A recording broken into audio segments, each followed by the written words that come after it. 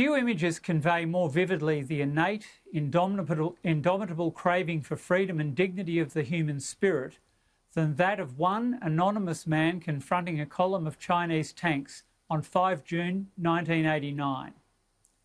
To this day, the fate and even his name remain a mystery. He became known simply as Tank Man. He was probably executed by the communist regime soon after that noble act of defiance. An Australian Labor Prime Minister, Bob Hawke, wept for those massacred in Tiananmen Square in the spring and summer of 1989. But few tears are being shed for a solitary Queensland student who has metaphorically stood alone in the path of the Chinese communist juggernaut. Unlike Tank Man, we know Drew Pavlou by name. He tried to stage a pro-democracy demonstration at the University of Queensland, which, like too many Australian universities, hosts a Confucius Institute and is reliant on fees from foreign students. Pavlou was bashed by men who appeared well organised and skilled at the application of violence. At least he has not disappeared entirely, like Tank Man, but he has been punished for his activism by suspension. In the past week, we've heard a number of University Vice Chancellors bleating about falling revenues and imploring the government to bail them out in the interests of research. Not one institution with a Confucius Institute or which refused the establishment of a Ramsay Centre should receive an extra cent, in my view. A respected former High Court Justice, Robert French, expressed concerns last year about constraints on free speech on our campuses. The Pavlou case amplifies his conclusions. No Conservative government worthy of the name should allow this outrage to stand.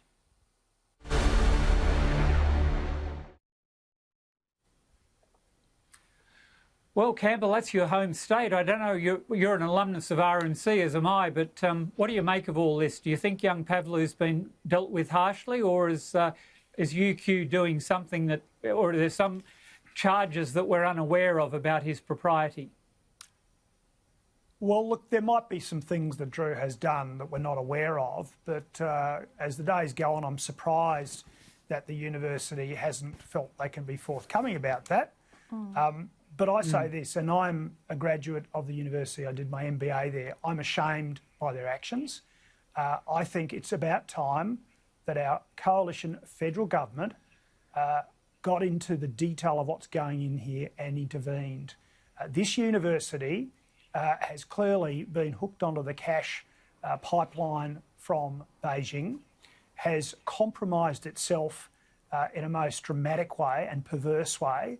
And I think the Vice Chancellor needs to be called to account. Indeed, the Chancellor needs to be called to account before an inquiry about what they've actually received in terms of overall revenue, or what deals have been done, what arrangements have been made, and why they've been so unprepared to actually speak up for free speech.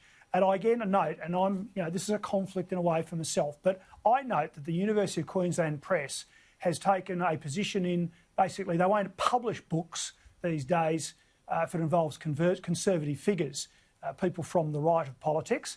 They make a sort of a judgment, they won't publish that. So that's been going on for some time, and it's just symbolic of the way that this university has sold out, and it's not about free speech anymore. Corey, what do you make of this? This has left a really bad taste with me. I read the profile of this young man, and Jennifer Oriel wrote a terrific piece about it, I thought. Is there anything I'm missing here, or is this just a blatant case of a university that's essentially on the teat from China and unwilling to allow freedom of thought, basically? Catherine, I think we're all in the same boat in that we only know what's actually in the media about this, and it does seem like a grave injustice has been dished out to young Mr Pavlou. But your broader point about the compromise of universities and how they've been affected by international students and the money flow that comes from them, these Confucius Institutes, and their lack of support for diversity of views, there's that term again, Antoinette, that diversity of views on campus, I think should alarm us all. I mean, universities have always been a hotbed of debate. They've always been a contest of ideas, where young people can often make mistakes that don't haunt them for the rest of their lives, unless they want to go into politics, of course.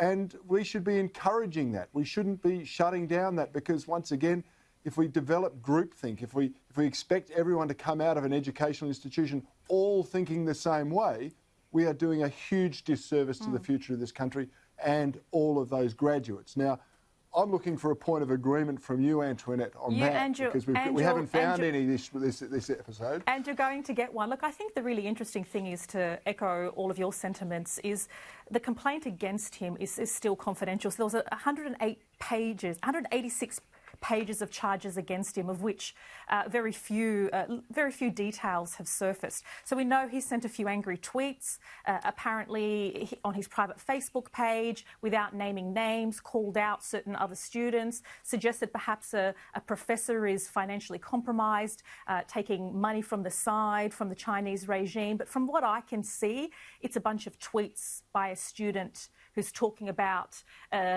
or complaining about the university's dependency on money from China. To suspend him for 2 years seems like overreach, but it's really hard to say without having all of the details.